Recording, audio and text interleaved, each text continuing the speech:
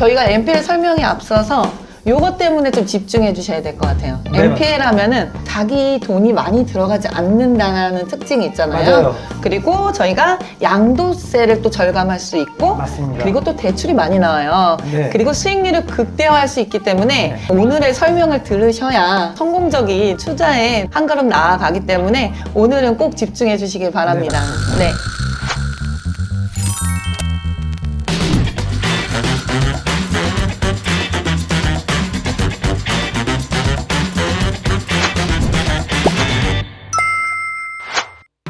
네, 안녕하세요. 마이옥션의 이진영 차장입니다.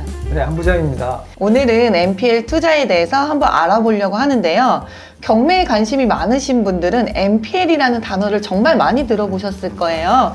근데 얘기만 많이 들어봤지 NPL이 도대체 뭐야? 저한테 여쭤보시는 분들이 정말 많으시더라고요. 아, NPL이 돈이 된대, NPL이 돈이 된대 라고는 많이 들었는데 맞아요. 네. 도대체 NPL이 뭔지 오늘은 제가 이 차장님하고 좀 친절하게 여러분에게 네. 개념도 이해하고 투자자의 관점을 생각하면서 쉽게 NPL에 접근할 수 있도록 도와드리고요. 나중에는 저희가 실제로 투자해서 돈 번 사례를 보여드려서 이게 그냥 이론만 있는 게 아니라 실제로 현실 세계에서 돌아가는 투자 방법이구나 라는 건 이제 아시게 될 겁니다. 자, 그러면 우리 NPL 정의부터 한번 말씀을 한번 네. 드려볼까요? 사실은 네. 이제 NPL은 영어로 Non-Performing Loan이라고 이렇게 얘기를 합니다. 네. 그러니까 이제 뭐 있는 대로 얘기하면 performing이란 건 성과가 있는 이란 뜻이잖아요.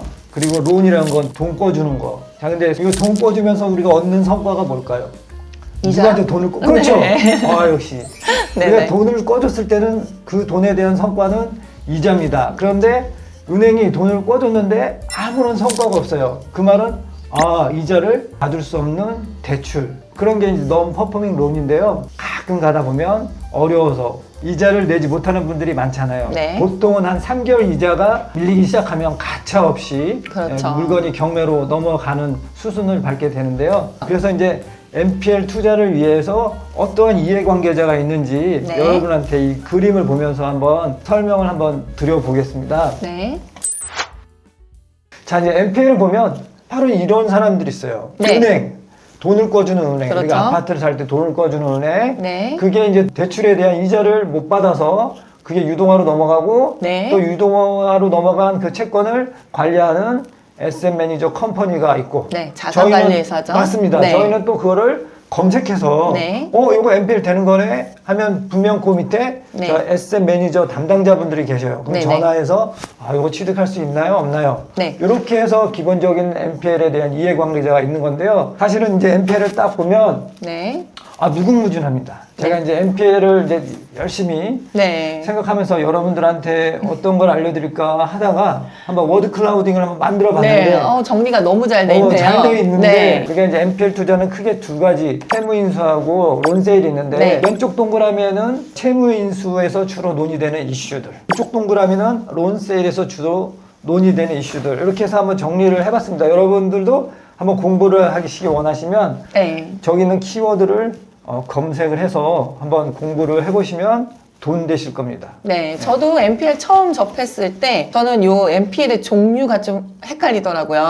그래서 저희가 흔히 알고 있는 채무인수, 론세일, 맞습니다. 그리고 네. 사후정산, 그리고 입찰이행 이런 종류들이 있잖아요. 네. 근데 저희가 이제 실무에서는 크게 다루는 거는 이 두 가지고요. 채무인수에 보시면은 턴이라는 글자와 3회 유찰, 그리고 입찰 예정가라는 저는 글씨가 딱 눈에 띄네요. 그래요? 네. 이제 턴은 실질적으로 이제 채무 인수를 하게 될 때 이제 나중에 설명드리겠지만 저희가 갖게 되는 실질적인 이득을 나타내는 거고요. 네. 제가 이제 3회 유찰이라고 굳이 3회 유찰이라고 한 건 네. 이제 채무 인사 투자는 주로 많이 유찰된 네, 거. 그렇죠. 남들은 가치를 몰라서 모르는, 네. 계속 떨어진 거. 예를 들면 공장이나 뭐 상가나 상가. 네. 그런 것들이 이제 3회 유찰됐을 때 네. 채권을 받는 사람들은 그 채권 회수하기가 힘들고 그렇죠. 저희는 그 가치를 알고 네. 그래서 거기에 적당한 흥정을 해서 저희가 이제 이득을 취하는 그런 네네. 거고요. 그리고 이제 입찰 예정가는 이제 나중에 저희가 한번 그거 이제 채무 인수만 딱 따가지고 네. 그렇게 한번 한번 더 설명 드릴 설명을, 수 있는 네, 해보죠. 계기가 될 거고 일단 이런 게 있구나. 채무 인수 있고 네. 론세일 방식이 있고 이렇게만 이해하셔도 오늘은 충분히 여러분이 네.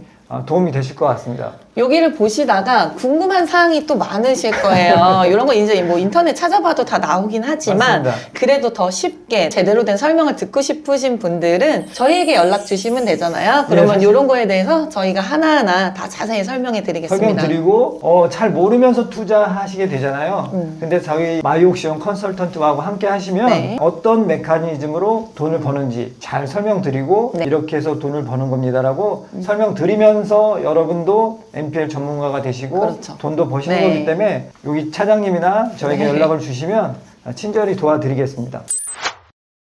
저희 론세일도 한번 보시면은 유입, 배당, 채권자 변경 요거에 대해서만 잠깐 설명하고 또 넘어갈까요? 예, 네. 론세일은 쉽게 말하면 그 말 뜻 그대로 론을 판매하는 겁니다. 그러니까 저기서는 싸게 산다? 이건가요? 물론 네. 당연히 싸게 사야 네네. 우리는 돈이 되는 거죠. 네. 예, 근데 이제 채권을 저희가 이제 싸게 사오는데 실질적으로 등기부등본에 채권자가 변경이 됩니다. 그렇죠. 최초에는 이제 은행이었는데 네. 그 채권자가 내 이름으로 변경되고 네. 그 다음에 이제 변경된 상태에서 내가 이거를 입찰해서 돈을 벌까 네. 그래서 내 걸 만들까 그렇게 하는 게 유입 방식이고요. 네. 아니면 저게 낙찰되면 내가 받을 수 있는 채권 다 회수할 수 있어. 배당을 한번 받아봐야지.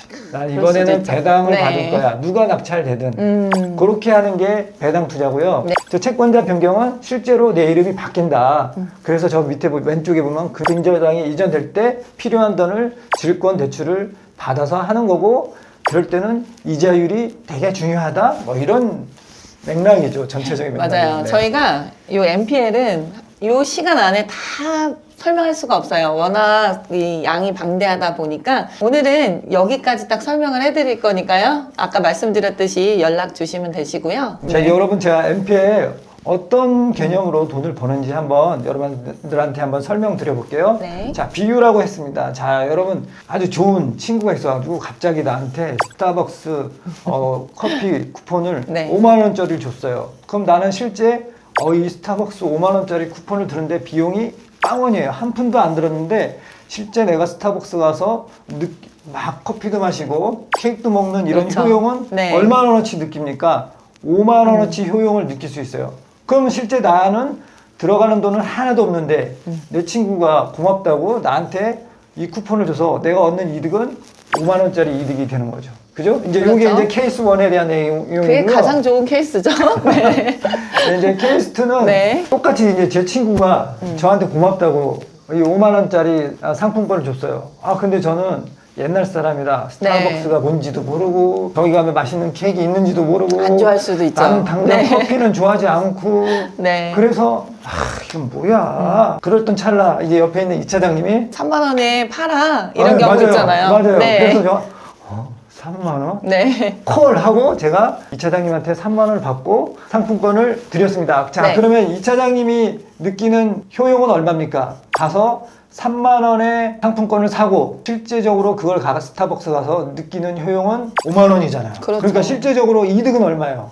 2만 3만 원을 들여서 네. 실제적으로 5만 원어치 효용을 느꼈으니까 나의 이득은 2만 원이다. 그렇죠. 이렇게 되는 거죠.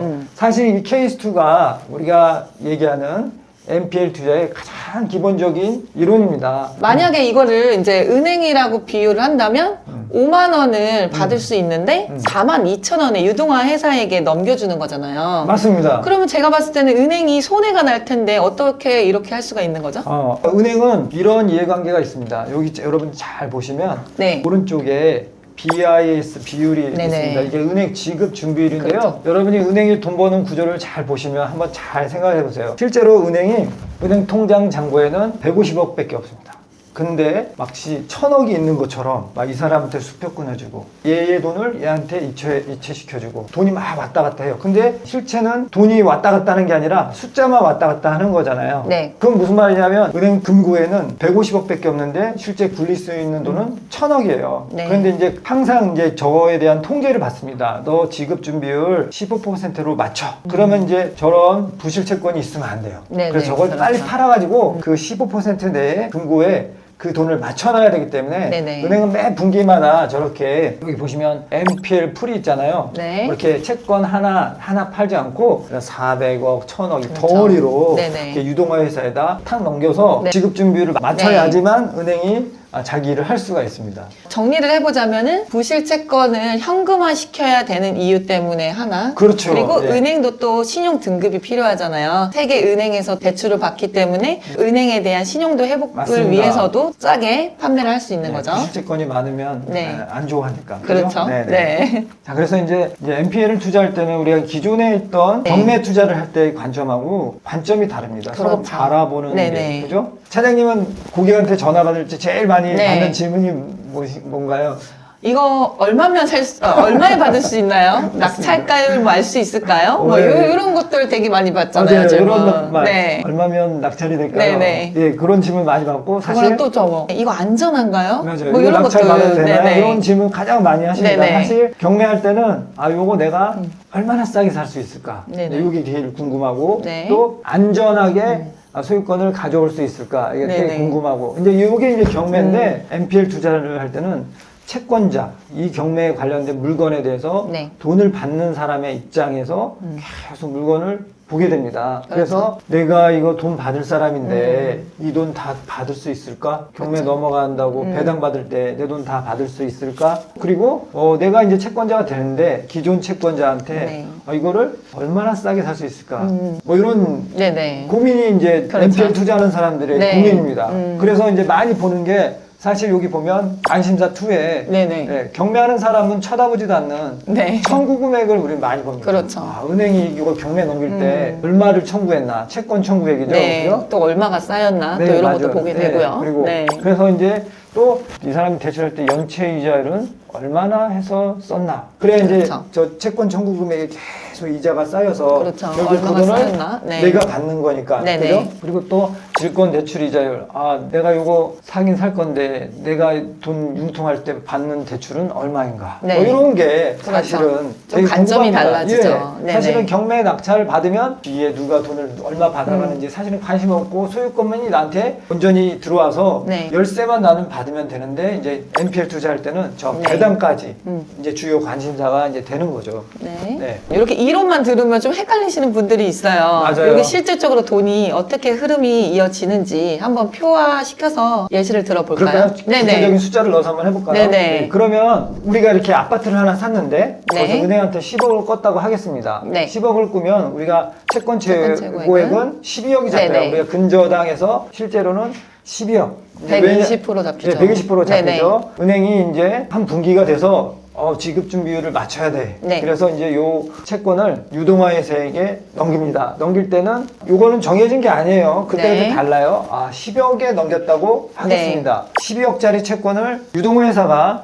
이제 10억에 사왔어요. 네. 그러다가 투자자는 네. 딱 물건을 검색하다 보니까 네네. 이거 MPL 물건이 되는 거네. 그런데 어떻게 하지? 나 이거 MPL 투자하고 싶은데 어떻게 네. 할지를 모르겠어요. 그럴 때 이제 저희 이 차장님하고 네. 저한테 전화를 주시면 저희가 이 문제를 풀어드립니다. 예를 들어서 10억 5천 그리고 11억 써 있어요. 근데 이게 이제 5천만 원이라는 이 금액은 정말 어마어마한 금액이잖아요. 이게 바로 MPL의 묘미가 협상의 기술이에요. 맞습니다. 요거를 협상을 얼마나 잘하느냐에 따라서 5천만 원, 뭐 많게는 1억, 2억이 될 수도 있겠죠? 그런 금액들이 왔다 갔다 하기 때문에 이 협상의 기술을 잘 활용을 하셔야 채권을 저희가 정말 싸게 사올 수가 있어요. 그런 역할을 저희가 하고 있는 거고요. 정말 잘 하시잖아요. 네, 실무자하고 늘 이제 네. 통화를 하기 때문에 여러분이 이제 원하시는 가격이 있으면 그렇죠. 끝까지 그 가격을 고수해서 네. 맞춰드리려고 노력을 하고 있죠. 그렇죠. 그래서 저희는 고객님들이 원하는 가격에 최대한 맞춰드리기 위해 일을 하고 있는 거고요. 그래서 이제 MPL의 흐름을 이렇게 보셨으면 어느 정도 이해가 가졌을 것 같아요. 네, 맞아요. 그럼 이제 예시를 통해서 조금 더 쉽게 한번 접근해 보죠. 맞아요. 네. 아직도 잘 모르시고 네네. 금액이 왔다 갔다 하시는 분들이 네네네. 많을 겁니다. 그래서 들어도 헷갈려요. 네, 그래서 제가 요 확실하게 알 수 있게끔 이제 네네. 설명 한번 드려볼게요. 이제 네. 3자 대면인데요. 사실 사람이 아니고요. 네. 세 개의 금액을 네. 놓고 고민을 하는 겁니다. 자, 그런데 이때 3자 대면을 할 때는 채권자의 눈을 갖고 돈을 받을 사람의 눈을 가지고 봐야 네. 됩니다. 자, 내가 돈을 받을 사람이라고 한번 생각을 해보세요. 어떤 물건이 있다고 네. 하겠습니다. 이게 지금 1억 8,500짜리로 네. 처음에 감정이 나왔어요. 네. 근데 한 번 유찰되고 두 번 유찰돼서 1억 1,800까지 떨어졌습니다. 네. 자, 이렇게 된 상황에서 차장님은 여기 얼마에 낙찰될 거라고 생각하세요? 그냥 제가 평범하게, 쓴다면 네. 뭐 1억 2천, 3천 쓰겠죠? 그죠? 네. 1억 2천, 3천이죠. 네. 그냥 저희가 1억 2천에 낙찰될 거라고 생각하고 그게 네. 시세라고 한번 생각해 보세요. 네네. 그러면 나는 사실 이 물건에 대해서 받을 돈도 최고로 받을 수 있는 돈이 1억 7,700이나 되고 실제로 청구한 것도 1억 6,800이나 되는데 네. 그 받을 돈은 많잖아요. 그렇죠. 받을 돈은 많은데 실제 낙찰은 1억 2천밖에 안 되니까 여기 있는 채권자의 입장에서는 야, 이거 내가 잘못하긴 잘못했네. 이거를 1억 7,700까지 받을 수 있긴 한데 1억 2천이 낙찰가로 예상이 되는데 어떡하지? 이런 상황을 우리는 알잖아요. 그러면 그렇죠. 저 채권을 사고자 하는 사람은 어떻게 합니까? 저거를 저 채권자한테 가서 좀 싸게 달라고 네, 해야겠다. 1억 3천만 주세요. 그래도 이득이잖아요. 그래도 네. 어차피 1억 2천, 네. 1억 2천이 예상 낙찰가니까 네. 1억 3천이면 사겠대. 그럼 당장 팔겠죠. 그렇죠. 그죠? 네네. 근데 사실은 저희는 1억 2천이 예상 낙찰가지만 현장을 가치가 있죠. 가봤어요. 맞아요. 현장을 네. 가봤는데 저 1억 2천을 예상 낙찰가로 잡은 사람들은 욕심이고 싸게 받으려고 하는 거고 저거는 실제 내가 1억 6천의 가치가 있는 거야. 그렇게 이제 내가 그거를 확실히 서고 있으면 1억 3천에 용감하게 살 수가 있는 그렇죠. 겁니다. 이런 게 이제 NPL의 메커니즘입니다. 맞아요. 3자 대면이란 건 여러분들이 항상 요 예상 낙찰가, 그 다음에 네. 은행이 얼마 채권 최고액이 얼마냐, 그 다음에 실제 청구한 금액이 얼마냐, 요거를 갖고 이런 수싸움을 해야 되잖아요. 그럼요. 그런데 사실은 저희들은 네. 항상 할 때 뭘 합니까? 현장을 가보고 그렇죠. 물건을 파악하고 현지 부동산하고 긴밀하게 협조해서 네네. 저 물건을 얼마에 팔 수 있을지, 그렇죠. 그리고 저 물건의 가치가 얼마나 되는지 그렇죠. 정확하게 저희는 인지를 하고 있잖아요. 네네. 그래서 얼마면 살 수 있는지 고객님한테 잘 컨설팅 해드릴 수 있잖아요. 그렇죠. 그게 이제 저희의 역할이고, 맞습니다. 그런 네. 게 또 NPL의 묘미이기도 하고요. 그죠? 네네. 네. 요 정도 되면 어느 정도 조금 감이 잡히셨을 것 같아요. 맞아요. 근데 실전 사례를 보셨을 때 조금 더 확 느껴지거든요. 저희가 실제 NPL 투자를 했잖아요. 네, 맞아요. 아파트 투자를 했는데 요 실제 사건을 가지고 다음 시간에 상세하게 또 예시를 들면서 풀어드리도록 하죠. 여기 옆에 있는 수치가요, 저희가 실전으로 투자한 물건의 네네. 실질적인 수치입니다. 이 네. 수치를 그대로 가지고 네. 저희가 어떻게 돈을 벌었는지 다음 시간에 네네. 사례를 들어 설명을 드리도록 하겠습니다. 네, 많은 분들이 궁금하실 거예요. NPL로 해서 얼마 벌었을까? 궁금하신 분은 저희 다음 편을 기대해 주시고요. 네. 저희 이제 NPL에 대해서 이렇게 차근차근 앞으로 설명을 해 드릴 거예요. 저희 방송 함께 하시면서 NPL에 대해서 조금 더 쉽게 접근하시기 바랍니다. 지금 여러분 네. 이 차장님과 저하고 네. 찍는 유튜브를 보시고 좋아하셨잖아요. 네. 그렇게 친절하게 설명드리면서 네네네. 투자를 도와드리니까요, 걱정 마시고 NPL로 돈 벌고 싶으신 분은 연락 주시면 잘 도와드리겠습니다. 네. 오늘 저희 영상이 좋으셨다면 좋아요, 구독 부탁드리고요. 네, 저희는 다음 시간에 또 함께 하도록 하겠습니다. 감사합니다. 감사합니다. 네. 다음 시간에 뵙겠습니다. 네. My ocean 경매의 꿈 전문 컨설턴트와 함께 My